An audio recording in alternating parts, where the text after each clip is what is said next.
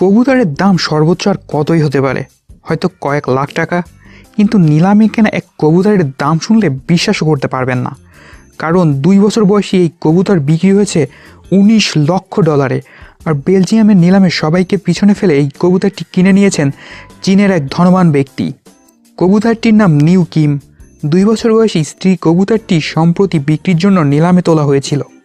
নিলামে $19 লাখ বা বাংলাদেশি টাকায় 16,15,00,000 টাকায় কবুতরটি বিক্রি করা হয়েছে চীনের এক ধনকুবেরের কাছে।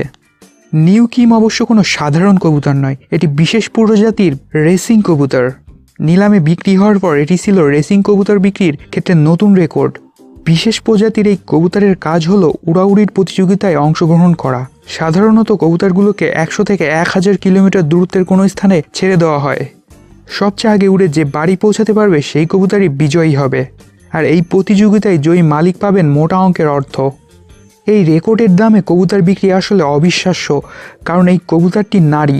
সাধারণত পুরুষের চেয়ে নারী কবুতরের মূল্য বেশি হয়ে থাকে, কারণ এরা সন্তান জন্ম দিতে পারে। এর আগে 4 বছর বয়সী একটি কবুতর $12 লাখ বিক্রি হয়েছিল। কবুতরের এই প্রতিযোগিতায় সর্বশেষ বিজয়ী আরমোন্ডা, যাকে পরে ফর্মুলা 1 রেস চ্যাম্পিয়ন লুইস হ্যামিল্টনের নামে নামকরণ করা হয়েছিল।